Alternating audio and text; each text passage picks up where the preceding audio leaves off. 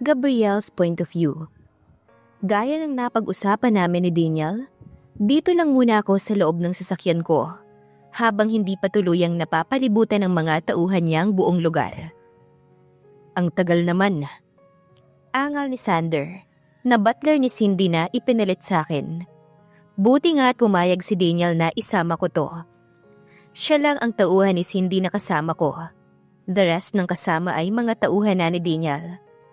Sinamaan ko naman siya ng tingin, kaya't bumalik na lamang siya sa blueprint na ibinigay ni Daniel para hindi kami maligaw sa malaking warehouse na ilang lakad lang mula sa sasakyan namin. Lumipas pa ang ilang minuto pero hindi pa rin tumatawag si Daniel para papasukan kami sa nasabing warehouse. Binabalot na ng kaba ang puso ko dahil hindi ko na alam ang lagay ng asawa ko. Isinandal ko na lang ang ulo ko sa manibela habang nagdarasal para maging ligtas si Ashley. Kagagaling lang namin sa isang mapait na trahedya tapos sinundan pa nito. Ilang sandali pa ay tumunog ang cellphone ko na naglalaman ng text ni Daniel. You can now enter the main door. Use the blueprint to find Ashley. Wala na kaming inaksayang oras ni Sander at agad kaming tumakbo papunta sa warehouse at pumasok sa main door. Pinapakiramdaman namin ang paligid kung may mga kalaban na nakikiramdam din sa amin habang maingat naming binabaybay ang loob ng warehouse. Si Sander naman ang nagtuturo kung saan ang daan dahil siyang may hawak ng blueprint. Wala naman na kaming nakasalubong ng mga kalaban hanggang sa makarating kami sa third floor kung saan naroon si Ashley. Ang mga tao rito sa loob ay puro nakahandusay na at may mga tama na ng armas. Wala rin akong makitang mga tauhan ni Daniel dito sa loob ng warehouse. Siguro ay sinusuyod pa nila ang ibang palapag at mga kwarto. Palapit kami ng palapit sa silid kung nasaan si Ashley, habang ako ay pinakikiramdaman ko pa rin ang paligid. Nang tuluyan na kaming nakarating ni Sander sa pinto ng silid, kung saan nila itinago si Ashley. Naagad naman namin itong sinubukang buksan pero nakalock. Pinagtulungan na namin para mabuksan pero hindi talaga namin kaya. Sa huli ay naisipan ko na lang na patamaan ng armas ang doorknob ng pinto. At naging matagumpay naman kami na buksan ito. Madilim na paligid ang bumungad sa akin. Ashley. Tawag ko sa asawa ko. Binuksan ni Sander ang flashlight niya para makita namin kung nasaan ang switch ng ilaw. Nang mabuksan namin ang ilaw ay magulong silid na may kulay itim na pintura ang bumungad sa amin. May ilang upuan na gawa sa kahoy ang baklas. May sinturon at mga kadena ang nandito. Pinalibot ko ang tingin ko sa buong silid at parang natigil ang paghinga ko nang makita ko ang nakakaawang kalagayan ni Ashley. Nakatayo siya sa dingding habang nakatali ang mga kamay sa likod. Agad ko siyang nilapitan kahit na hindi ko kayang makita siyang ganito. Ashley. Sabay angat ko sa mukha niya. Hindi ko mapigilan ang paglandas ng luha ko dahil sa itsura niya. Puro pasa at may mga sugat sa pisngi at gilid ng labi niya.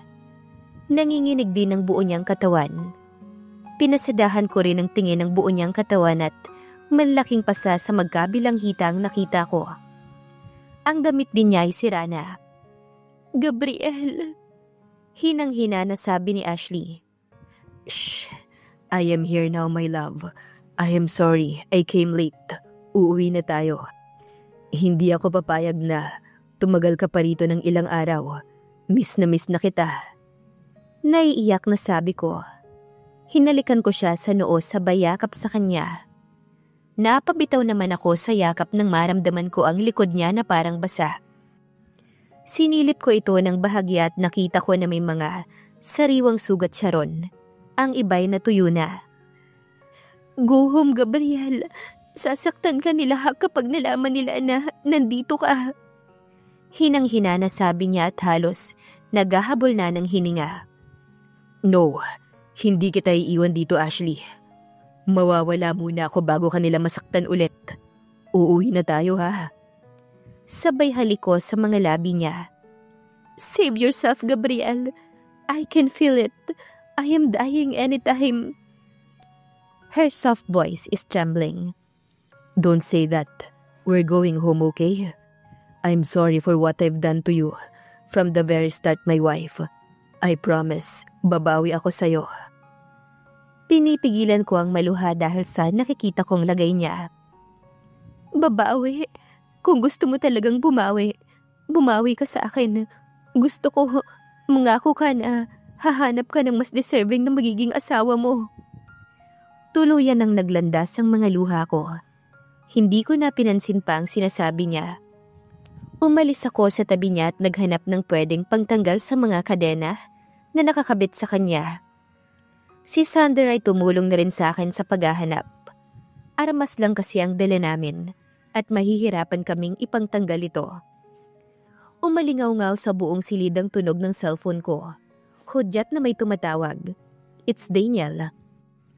You only have 4 minutes to bring Ashley out. Malapit ng sumabog. Faster. Kabababa lang namin para halughugin ang paligid ng warehouse, kung saan may natira pang mga kalaban. Sabi niya agad sa kabilang linya. Natuliro ako dahil sa sinabi niya. Alam ko na may itinanim na silang mga pwedeng sumabog. Pero dapat ay hindi na muna nila pasabugin dahil naiwan pa kaming 3 rito sa loob ng warehouse. Kainis. Wala kaming mahanap na pantanggal ng mga kadena niya. Hindi namin siya mailabas. Nagpapanik na sabi ko pa kay Daniel. What? Humanap kayo. Pupuntahan ko kayo riyan. Nakasigaw na sagot nito sa kabilang linya. Hindi ko na alam ang gagawin ko. Kinuha ko na ang kahoy pero alam kong wala rin namang maitutulong para matanggal ang pagkakakadena ni Ashley. Go to the other room. Hindi pwedeng umikot lang kayo ng umikot dyan sa loob. We're talking about Ashley. Patigilan niyo muna ang pagsabog. We're running out of time. Bakit kasi hindi muna nila kami hinintay na makalabas ng warehouse na to? Tiningnan ko si Ashley na parang wala ng malay. Pinalabas ko agad si Sander para maghanap ng ibang gamit na makakatanggal ng mga kadena. I'll be back, my wife. I promise to bring you home. I love you so much. And happy birthday. Kinintalan ko pa siya ng halik sa mga labi niya at naramdaman ko pa ang bahagya niyang pag-iling sa akin. Daniel's point of view. Mabilis ang kilos namin ng mga tauhan ko habang dala ang mga pantanggal ng mga kadena. Ang totoo niyan ay narito lang kami sa 2nd floor ng warehouse. Sigurado ba kayong hindi masasabugan si Ashley? Kapag may nangyari sa kanya, kayo ang mananagot sa akin. Sabi ko sa kanila habang binabaybayang ikalawang palapag. Opo, boss. Yung pinakamalayong pasabog mula rito ang unang sasabog. Kaya hindi tayo mapupuruhan kung sumabog man yun. Saka, madali lang naman ipos yung oras nun. Sabay pakita sa akin ng mga tauhan ko sa cellphone niya na nakakonekta sa bomba. Sisiguraduhin nyo lang. Gawin nyo na ang plano kay Gabriel at sa kasama niya. Ako na ang bahala kay Ashley. Luis, yung katawan na gagamitin natin, nasaan na? Hindi kami pwedeng pumalpak dito. Nasa kabilang silid lang yun, boss. Madaling kuhanin. Sagot naman ito habang paakyat kami sa hagdan.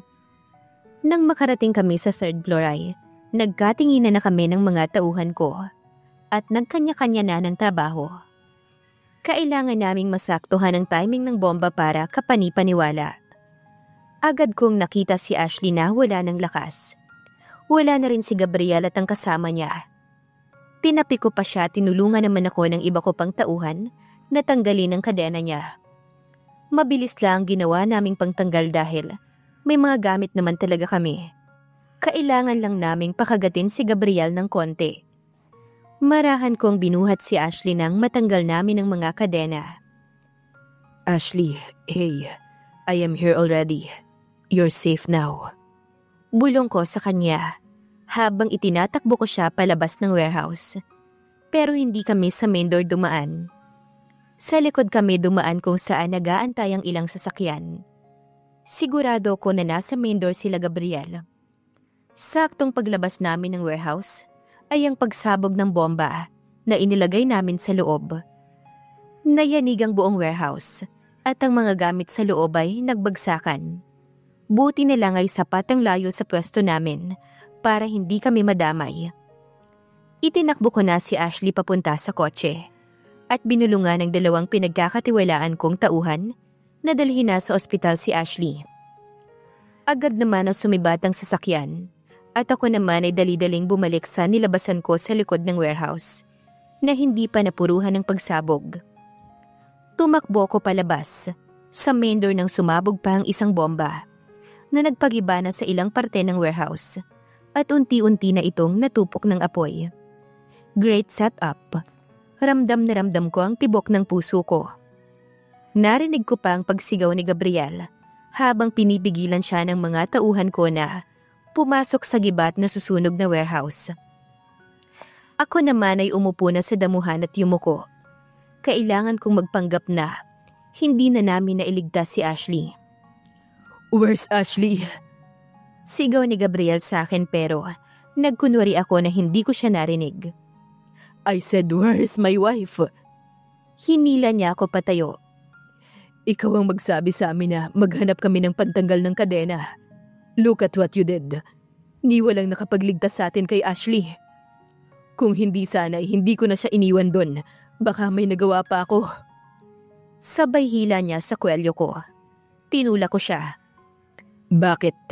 Kahit naman bantayan mo siya ron ay wala ka nang magagawa. Ikaw na nga mismo ang nagsabi na wala kayong makita na makakatanggal ng kadena niya. Kung sinabi mo ng mas maaga na konti na lang pala ang oras, di sana buhay pa ang asawa ko. Bigla niya akong sinuntok sa panga. Nagdilim ang paningin ko hindi lang sa ginawa niyang pagsuntok sa akin, kundi pati na rin sa sinabi niya. Kaya nga sinabi ko na may ilang oras na lang kayo para ilabas siya rito. At saka anong asawa, remember, you don't act like one. Sabay suntok ko sa kanya. I saw it. I saw it with my two eyes. Nilamon ng apoy ang buo niyang katawan at hindi ko na siya talaga makilala. Halos malusaw na ang katawan niya sa sunog. Ilang oras ang inabot namin dito para maapula ang sunog. Kanya-kanyang rescue ang mga tauhan ni Daniel sa mga katawan na naabutan namin kanina ni Sander na nakahandusay na. Na ngayon ay mga nasunog rin. Napaupo na lang ako sa tabi at hindi ko mapigilan ng umiyak. Wala akong pakialam kung puro lalaki ang kasama ko rito sa warehouse. Gusto ko na talagang ilabas ang nararamdaman ko. Narinig ko pa ang pagsara ng zipper na bag na pinaglagyan ng asawa ko. Pero hindi ko na magawang sundan ito pababa. Naramdaman ko na lang na may kamay na tumapik sa balikat ko. I suggest you to run a DNA test. May kutob ako na hindi siya ang asawa mo. Bulong ni Sander sa akin. Bigla ay nag-init ang ulo ko sa sinabi niya. Kaya tumayo ako at sinapak siya ng pagkalakas-lakas. Paano mo naman nasabi na hindi magiging siya yun ha, Sander? Di ba kasama kita rito kanina? At nakakadena siya. Kaya paanong hindi siya yun? Hindi ako kaaway. Sinasabi ko lang ang nooobserbahan ko. Remember, I'm a psychologist. I can read people based with their behaviors. Tinapik ulit niya ang balikat ko at nauna nang bumaba. Napansin ko na kami na lang palang dalawang nandito sa taas. Itong parte na ito ng warehouse ay hindi gaanong napuruhan ng pagsabog. Pero nilamon din ito ng malaking apoy kanina.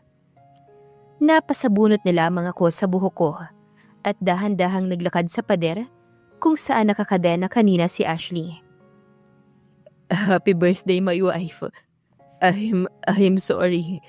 I'm such a failure husband. Hindi na naman kita inalagaan. This time, hindi na talaga kita makikita. I love you, Ashley. Wika ko kasabay ng pag-agos ng mga luha sa mga mata ko. Wala akong balak na sagutin ang tawag na nanggagaling sa cellphone ko dahil sa sobrang sakit ng ulo ko. Bukod doon ay wala na akong gana sa buhay ko. Kung anong mangyayari bukas, mamaya o ngayon, wala na akong pakialam. Iminulat ko na ang mga mata ko dahil naudlot na ang tulog ko. Pagbukas ng mga mata ko ay espasyo ng higaan ko ang bumungad sa akin. Ang pwesto ni Ashley dito sa higaan namin. Hindi ko na naman maiwasang malungkot ng sobra. I feel empty I feel drained, physically and emotionally. Ito na ang pangalawang araw simula nang matagpuan namin si Ashley sa warehouse. 2 araw na rin siyang nakaburol pero hindi ko magawang puntahan siya. Dahil ayaw pa ring tanggapin ng diwa ko na wala na ang asawa ko.